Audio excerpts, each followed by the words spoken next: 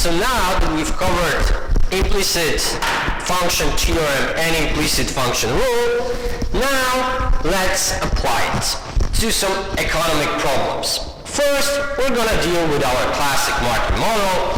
So we start with equilibrium condition. Quantity demanded equals to quantity supplied. But now there's going to appear something new. Look, quantity demanded, in our case, is a general form function. We do not know the exact form of this function. We just know that it depends on the price and customer's income. Look, this is actually all that we know. Plus, we have some general, we do not know the form of this function, but we know some general properties of this function. So, we know that as price goes up, demand goes down. Which makes sense, assuming that good we are considering is normal. And the second property that we know is that as income increases, quantity demanded goes up. And of course it makes sense as long as good is normal. So the higher the income of customers, the higher the demand, the higher is the price, the lower the demand. Okay, now we're also going to introduce supply function in the general form, so we do not know how exactly does it look, but we know that as price goes up, the quantity supply goes up as well. Okay, so look, what can we do right now? We cannot solve this model because we do not know the forms of quantity demanded and quantity supply. Look, using implicit function rule, even though we cannot solve this, we can find comparative static derivatives of price and quantity. Look, how do we do it? First, let's write how will excess demand look like.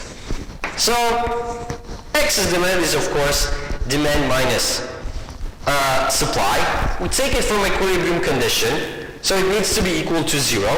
And in our case, this is simply dpy0 minus s of p. And this is equal to 0. But look, when we look at it, we can also say that we have some function of p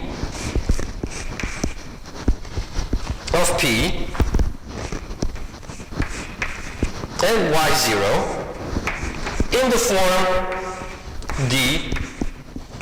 dpy0 minus s of p equals to 0. So look, this is exactly the equation that we used in the case of implicit function. So now what we want to know is that whether this equation, which we should remember is the equilibrium condition, defines implicit function of price, in this case, as a function of income.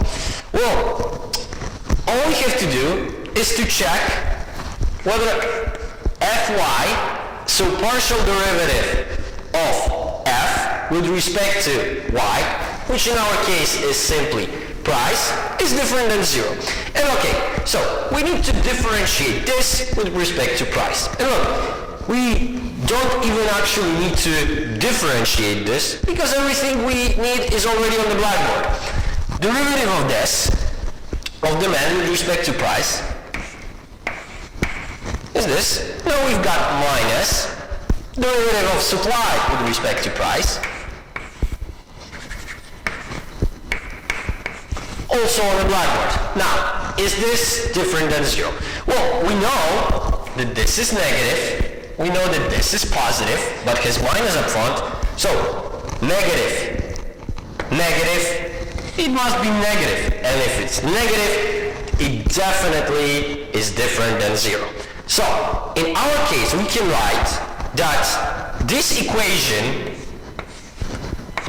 in neighborhood of equilibrium price, because remember, this is an equilibrium condition, implies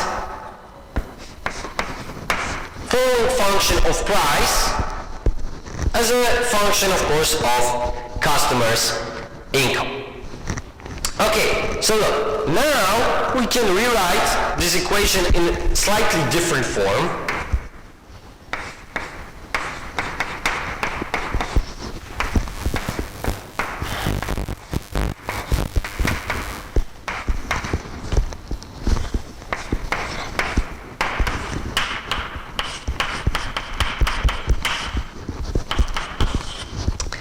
And we can calculate comparative static derivative of equilibrium price with respect to income using implicit function rule. Okay, look, in our context, it looks like this. We are looking for derivative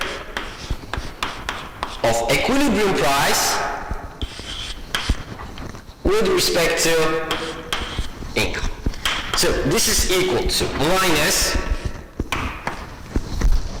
derivative of this expression with respect to income over derivative of that expression with respect to equilibrium price. Okay, so again, this one we already calculated. It will be the same as here. So we've got that this is minus d b minus s. Now, what about f of y0? Well, again, we have it on the blackboard, and we know its sign. And now look, we know that this is negative, this one is positive, minus, negative, minus and minus, two minuses cancel each other out. We know that this is positive. And look, this tells us that the higher the customer's income, the higher the equilibrium price. And look, we've arrived at this conclusion without even knowing the exact shape of demand and supply, just knowing the basic characteristics given in partial derivatives. Now, what about quantity? Can we find derivative of equilibrium quantity with respect to income? Well, in the future, we will extend implicit function rule for the case of simultaneous equations. We will be able to get them all at the same time.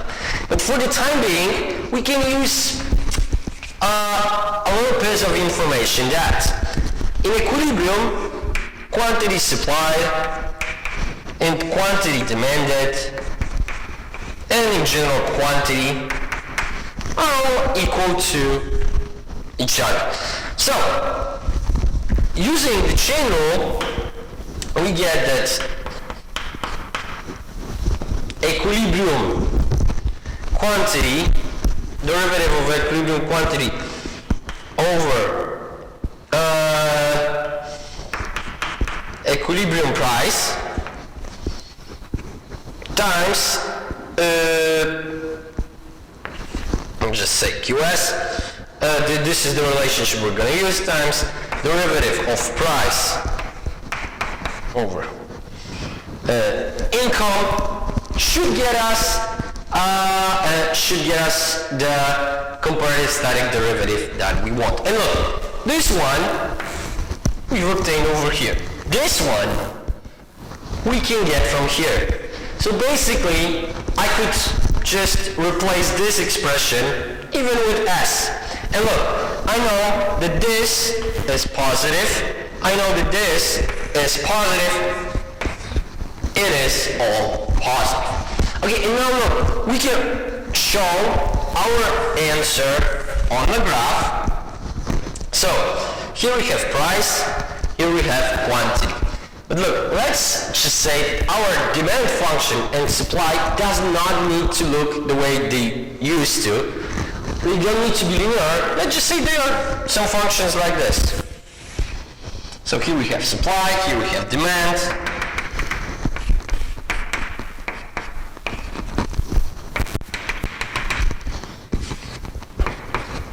Equilibrium quantity and equilibrium price. And look, if and this is our initial equilibrium, if income of customers' income is increasing, demand shifts up, and we see that as a result, equilibrium price and equilibrium quantity, they both go up. Okay, so let me just check the time. This was the application of implicit function rule into market model. Now, let's apply it into national income model. And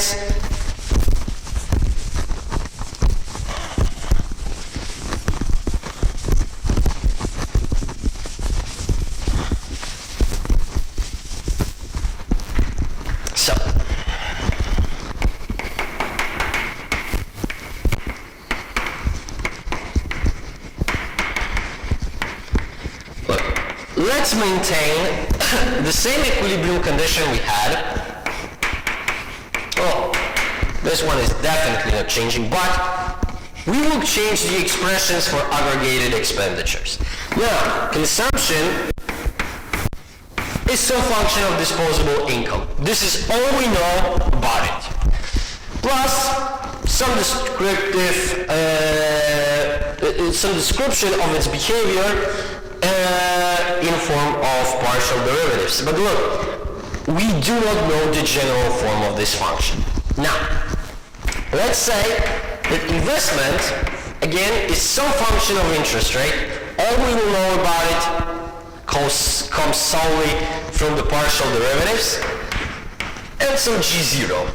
So government spending, it's exogenous, no problem here. Now look, let's assume that the derivative of consumption with respect to disposable income will be denoted as C prime. And look, this tells us by how much consumption increases as disposable income increases by some small amount. So again, this expression must be somewhere between 0 and 1. And this is simply a more general measure of marginal propensity to consume. Then, the second derivative here we are interested in is the derivative of investment with respect to interest rate. We will denote it as I prime. And look, in this case, as we know, this derivative must be negative. The higher the interest rate, the lower is the level of investment. Okay, but look, at this moment, it would be good for us also to know the expression for disposable income because we will be solving the model for income. And disposable income, just as before, is income minus taxation. And taxation is some function of income. And again, we do not know the form of this function, but we can stipulate that derivative of taxation with respect to income, which we denote as T prime, will be somewhere between 0 and 1. Of course, because this is some more elaborate expression for tax rate, because now we can imagine that in this case we have continuous progression or something like that, or it also can be just simple flat tax. But knowing all this, again, we can condense this entire model into one equation. Okay, and look, this equation, of course, will use the equilibrium condition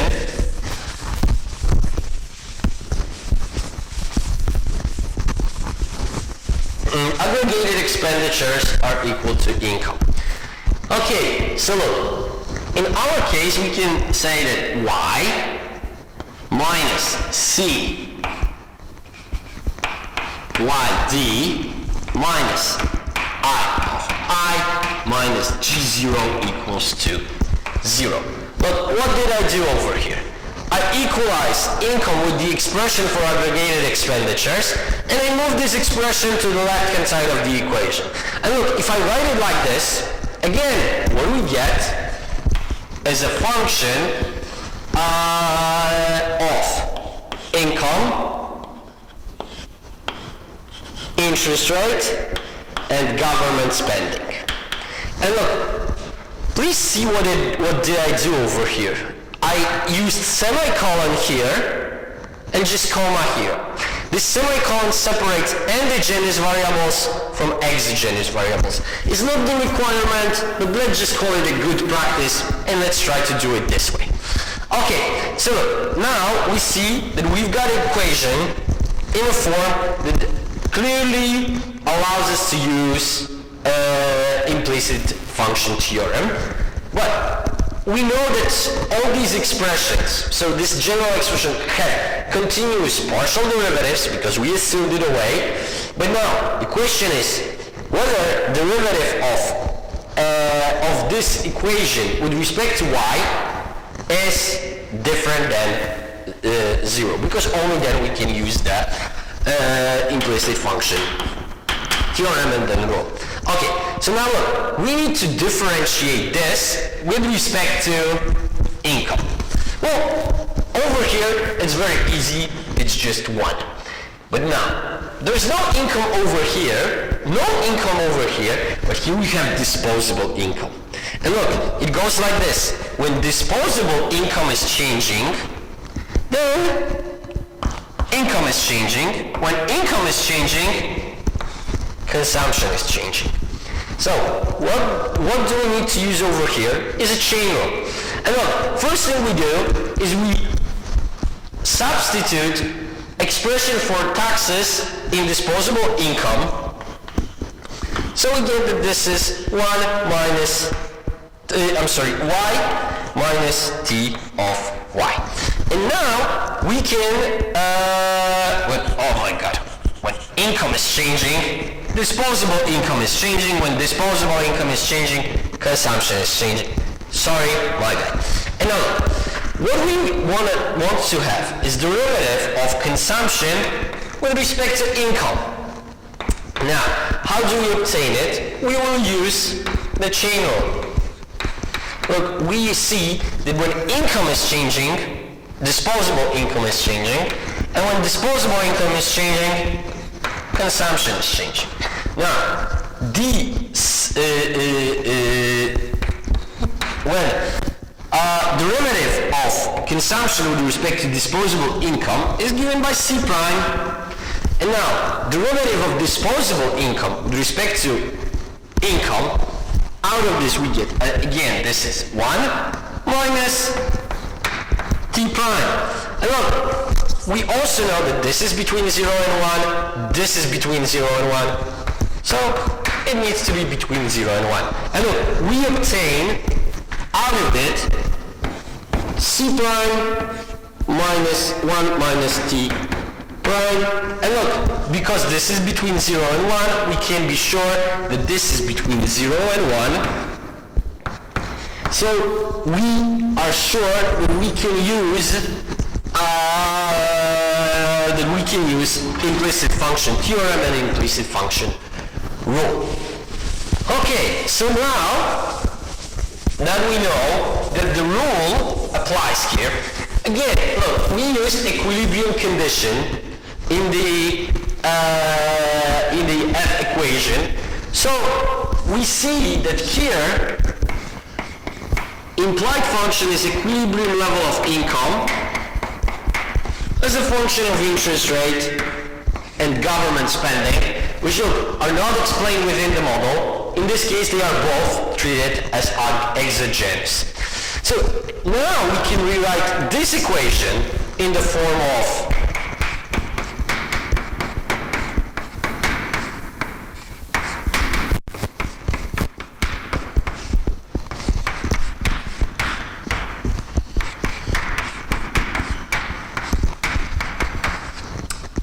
and we can use implicit function rule in order to find comparative static derivatives. Okay, the first derivative that interests us is the derivative with respect to government spending.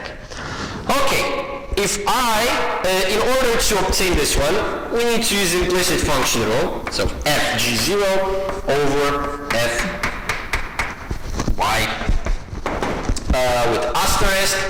And look, again, this one we already calculated, but without the asterisk, of course. We've got it over here. This is 1 minus c prime, 1 minus t prime. We've got minus up front, and now, derivative of this with respect to g0 is negative 1. But of course, two minuses cancel each other out. And look, what do we have over here? This is nothing more than a fiscal multiplier. We know that this is between 0 and 1, so this is definitely bigger than 1.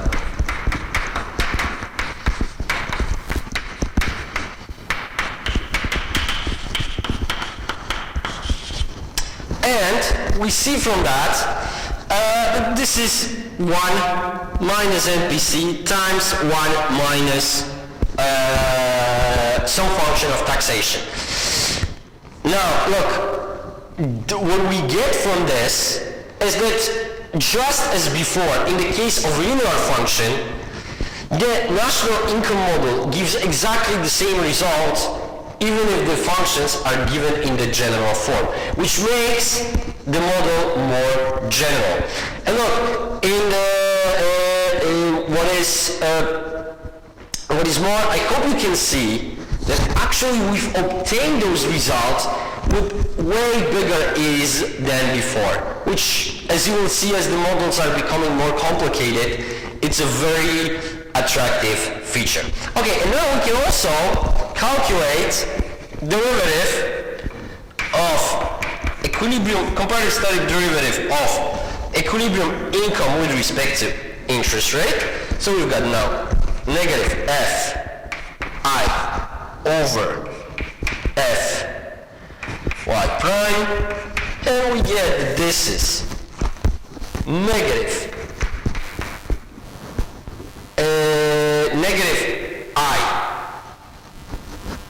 I prime